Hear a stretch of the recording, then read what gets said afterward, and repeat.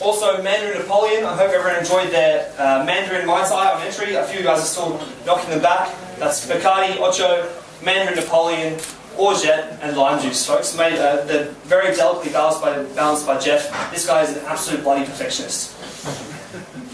Mandarin Napoleon, 40%, originally produced for Napoleon himself. Makes a cracking twist on your margaritas. Just because that extra 40% gives a huge richness and length and that nice Mandarin flavour. Guys, we're going to kick off with the Dude Hyper. I'm going to hand it to Jeff. I really appreciate you listening to all my blather. And with Jeff's help, I hope you appreciate we do have a valid and quality spirit on our hands with the Kuyper liqueurs and the schnapps as well. And with Jeff's help, he's going to hopefully show you some cracking drinks you can take back to your bars as well. So thank you very much. I'll hand over to Jeff.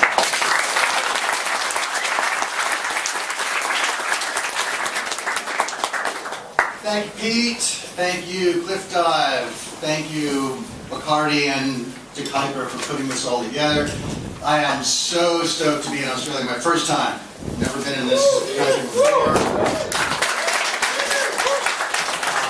remember picking up an issue of Australian Bartender magazine in like 2008, 2009 when they mentioned me, and it's like, man, I gotta get over here and I'm too late for the luau. I just missed the luau bar here. But we do have Jacoby's, which I went to last night, which was amazing. And of course, this place we're in right now is just couldn't ask for a better movie set. So anyway, let's talk about tiki and how liqueurs play into it. So, as you know, we're in the middle of tiki's second golden age. First golden age lasted from the Depression to disco, pretty much, like the 1933 to about 1974, 75. 40 years, an amazing lifespan for a drink fad, the longest lifespan for any drink fad, except for the fad that inspired tiki, which was punch, which we'll talk about in a little bit as well. That one lasted 200 years. But anyway, okay, so tiki dies out in the 70s. Now it's back. It's bigger than ever. It's global, which it really wasn't in the first golden age. It was mostly a U.S. kind of thing. There were a few places in London scattered around. But now it's totally international. I mean, Perth, got one right there. Hong Kong, Bologna, Italy, Nuage Bar. Dakwako in Oslo, Norway, and this little place in New Orleans. I hear good things. I don't know. Anyway, so this plays into what a lot of you guys and girls are doing in different ways. Some of you are opening up dedicated tiki bars. Bless you all for doing that, going full decor, going just like full commitment. But you can also serve tiki drinks in a non-tiki bar. There's a big demand for exotic cocktails now, which is what they were called before we started calling them tiki drinks. And you go to like any of the famous craft cocktail bars in the States now. You go to Death and Company, you go to PDT, you go to the Miners Places, you go to the American Bar of Savoy in London. They're all going to have a Mai Tai in their menu now. And they're all going to have a Jungle Bird, because it's got Campari in it, so that one is an easy one. But exotic drinks are creeping onto just about everybody's menu, and they're in demand. So even if you don't want to go full tilt tiki, I won't hold it against you, but you still might find some of this useful about how to do these kind of drinks. But before we talk about today, we need to talk about yesterday, because the first golden age, the context, the historical context, and the mixology context is really going to help us figure out what it is about these drinks that works and why they're so popular. So now when you say tiki, a lot of people, the first thing that they're going to say is, oh, tiki, tacky. Oh, beach bar. Oh, okay, whatever. This is not the case during the first golden age. From the 30s all the way up through the 1960s until the devolution began, which we'll get into, you weren't really drinking these drinks in bars. You were drinking them in restaurants. And you weren't just drinking them in restaurants. You were drinking them in high-end luxury restaurants, in white tablecloth fine dining restaurants. Places like this, the Kahiki in Columbus, Ohio. You'll notice the size of this place. Like there's the car people are getting out of, and it's like this two-story Easter Island head. And then the restaurant went all the way back here. You know, it had a staff of about 80 people, like a 3-story tiki fireplace back there, aquariums and all that. And this was a big night out. This is what you saved up for, put on your best clothes, hired a babysitter, and spent 2 weeks' salary going to one of these places. How many seats do you think that was, Jeff? That was about 300 seats. 300 seats. Yeah, Wow. and the Mai Kai in Fort Lauderdale, which is still around, which we'll show in a minute, is 700 seats. Are there any venues in Sydney that have 300 seats? Any restaurants? No. No. Yes. And this place lasted for 30 years with really super high overhead, and it's because of these drinks. This place, the Islander in Beverly Hills in Los Angeles Boulevard, which was LA's Restaurant Row, the most expensive places you could go to. This place, here again, here's the scale. There's a car. You can see how huge this A-frame was. These rickshaws, when the valet parked your car, a rickshaw driver would take you up into the portals of paradise there. Notice, notice that there are no windows here, and there are no windows at the Kahiki, the last place I showed you. That was very deliberate. These were just completely hermetically sealed fantasy environments. These were Disneylands with booze, basically. And a lot of them were designed by Hollywood art directors who actually did design movie sets for a living. And this is what they did in their off hours. The idea was a complete fantasy escape. It was a little mini vacation. Similar to strip clubs and casinos. As a gracious host, I will let that go. But so what was driving these places? Like, what were they serving? What were people eating in these fine dining restaurants, paying top dollar for them? They were eating basically cheap Chinese food. The food wasn't a big draw. They were eating like regular old, suburban Cantonese food, incredible markup on the food, but what they were really coming for were the drinks. The drinks were the economic engine that drove these places for 40 years. 4 decades. When you sat down in the bar while you were waiting to be escorted into the dining room, of course you started your evening off with an exotic cocktail. These were conversation piece cocktails. When they arrived, if you were on a date or if you had been married for 20 years, both situations, maybe you don't have anything to say to each other, and the drink arrives in a rum barrel or with an ice cone around the straw, or flaming, or with like a little cove of ice around there, or in a pineapple. You had something to talk about. It was visually arresting. It was like a water cooler drink. That's what you talked about at the water cooler on Monday morning around the office. This is what I did on Friday night. So you got your cocktail starting off, and then in most fine dining white tablecloth restaurants, when the main course comes, you switch from cocktail to wine. That was not the case in these places. These places didn't have wine cellars, a lot of them. They had rum cellars. And you were expected to drink these exotic cocktails all the way through your meal. Here's the main course at the Mai Kai, suckling pig dinner, and they're not drinking wine with it. They're drinking, looks like a black magic, rum barrel, navy grog, all that kind of stuff. Even dessert came in the form of an exotic cocktail. Here's your flaming coffee grog, a really nice theatrical presentation. Again, this is the Mai Kai. Or you might order a bowl drink for a whole group. This is a mystery drink served by the mystery girl, who would approach your table doing a little dance. They'd bang a gong and she'd present it to you. It was all very theatrical, very transportive, if you will. So it was the drinks, as I said, that kept these places going. Where did they all come from? They all came from the mind of one guy, who I think was the most genius bartender of the 20th century. And I don't think anybody can argue with me on this once I present what he's done and the amazing stuff that happened because of his existence. The mind of one guy who called himself Don the Beachcomber, Ernest Raymond Beaumont Gant. He was the son of a New Orleans family. They owned a hotel in New Orleans. They had moved to East Texas. He was born in Mexia, Texas in 1907. And because his dad had given up the hotel business, believe it or not, he got tired of the service industry. I know none of you can believe that would ever be a thing. And he tried to strike oil, and he did. And he made a hell of a lot of money. And when Don turned 18, and it was time for him to go to college, his dad offered him a choice. He said, Ernest, I'll give you the money to go to Oxford, the Sorbonne, Yale, wherever you want to go, or I'll give you the money to take a trip around the world. And this was the 1920s. almost nobody in the U.S. took a trip around the world. There was no air travel. Basically, you had to get on a very, very expensive cruise ship, and you had to plot your course, and no internet. The world was a much bigger place. And Don, being kind of a guy after my own heart, who decided college was too much work, said, well, I'll take a trip around the world. So he did what very, very few people at his age of 18, 19 years old in the 1920s who weren't billionaires or millionaires could do. He saw the world. He went around the world twice on the money that his dad gave him. All the continents, including Australia, from what I hear from his nephew. So he was here.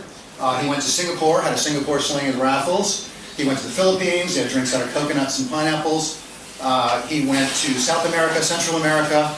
He went to Europe, went everywhere, but what he really fell in love with was the South Pacific, and in particular Tahiti.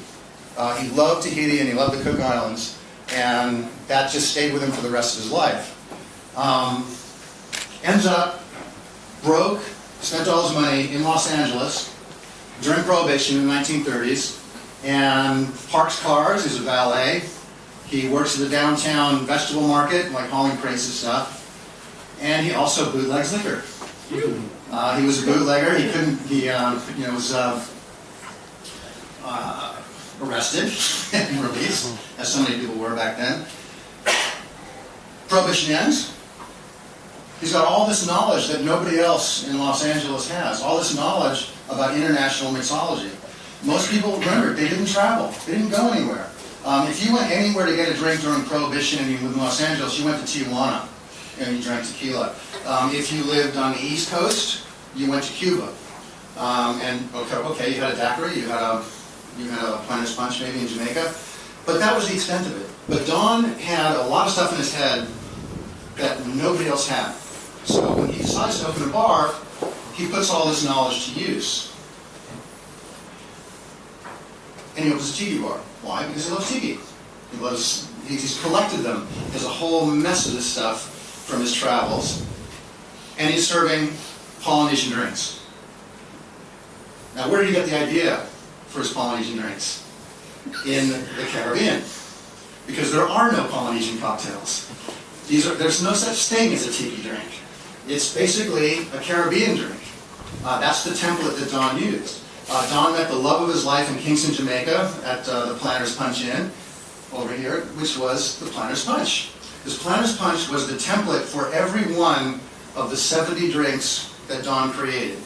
Every single one of his drinks was based on the same idea, Caribbean template of sour, sweet, strong, and weak. The doggerel that probably a lot of you know for a Planters Punch from 200 years ago was...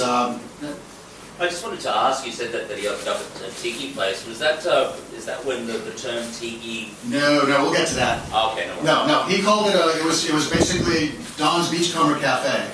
The term tiki is a 21st century term that was retroactively applied to all this. Anyway, so this is what he uses to create what he calls his rum rhapsodies, which take Hollywood by storm. The old Jamaican poem was 1 of sour, 2 of sweet, 3 of strong, 4 of weak for a Planters Punch. Sour being lime, sweet being sugar, strong being like good, heavy Jamaican rum, and weak being ice or water. And then 5 dash of spice to make it nice is the end of the poem, maybe a little grated nutmeg on it, or dash of bitters. So, first of all, if you know that 1 of sour, 2 of sweet, 3 of strong, 4 of weak thing, change it. A much better ratio, which Don used in his own drinks, and for those who are taking notes, is 1 of sweet, 2 of sour, 3 of weak, 4 of strong. You'll get a much better Planters Punch that way.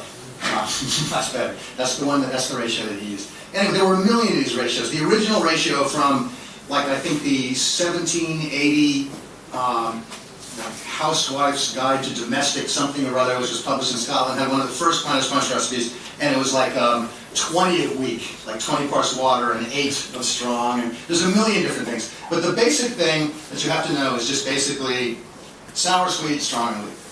And we're going to demonstrate for you our first drink in the classic pre-tiki Caribbean style, the Suriname Swizzle, which Pete's going to make for you all, and I'm going to make for you all. I'm going to show you what it was that Don took and turned into a tiki drink.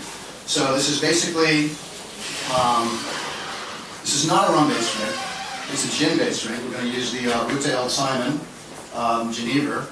And the reason for that is that was the first Planters Punch. First Planters Punch were not rum. The first punches from the 17th century were created by Dutch salesmen, or what they called factors, in the Dutch East Indies. The Dutch East India Company had a monopoly on the spice trade of nutmeg and all the other stuff that was grown over there. And these poor guys, they were dying of disease and being like taken shots at, and life was very short and brutal and horrible. But they figured out if we take good Dutch gin and mixed it with some of the local citrus and sweetened it with something and put some spice in it, then we would make something nice. And that was basically punch, which had a 200-year vogue. There's an old wives' tale, may or not be true, that punch is actually a derivation of paunch, P-A-U-N-C-H, which is Hindu for five, which would be like spirit, spice, citrus, sugar, and water, I guess. But that was the template for 200 years of what eventually got reduced down from a big bowl drink for a group to the Planters Punch ratio of sweet, sour, strong, and weak. So, we're going to use 60 mils of our Ruta. That's a nice sound. And it's got sort of a bready, malty character to it, which plays really nice with coconut, conveniently enough, since we're doing a tropical drink. This, by the way, a gin-based Planters Punch is what they would have served in Barbados, not just in the Dutch colonies of Suriname or Curacao, but the Barbados Planters Punch was gin-based in the 19th century. So, anyway, that aside, enough history, let's just make the damn drink. So, 30 mils of a coconut syrup. Now, the Barbados drink, the 19th century Barbados drink, is called coconut water. But what I did here is I just reduced a pint, 16 ounces of coconut water. I reduced it down for 20 minutes into half that, into 1 cup. So they sort of intensified the coconut flavor a little bit, toasted a little bit, and then just mixed that with equal parts sugar. So that's our coconut syrup. 30 mils of that. 25 mils of our sour, which would just be lime juice. Now, here comes the weak, which would just be crushed ice. Put that in our swizzle cup. And this is the way, for hundreds of years in the Caribbean, that people shook their drinks. They didn't shake them, they swizzled them. Basically up, down, side to side, with what the Martiniques call a baton lele or bois lele. It's basically just a piece of wood from a swizzle stick tree. I forget the exact name of it. They would scrape the bark off it. It would have to have these like points here, which work like little propeller blades, just really agitating everything. Add a little more ice. Oh, our touch of spice to make it nice. So we'll dash of bitters. All right, swizzle again.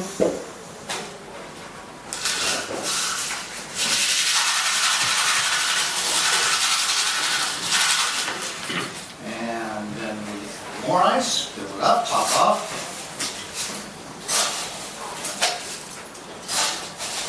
And then, I'm going to do something which you don't want any restaurant reviewers ever to see, but it's the best way to do it. Just mound up your ice by hand. Put your straw in there. And then we're just going to accent the sour a little bit. Just a little bit of lime zest.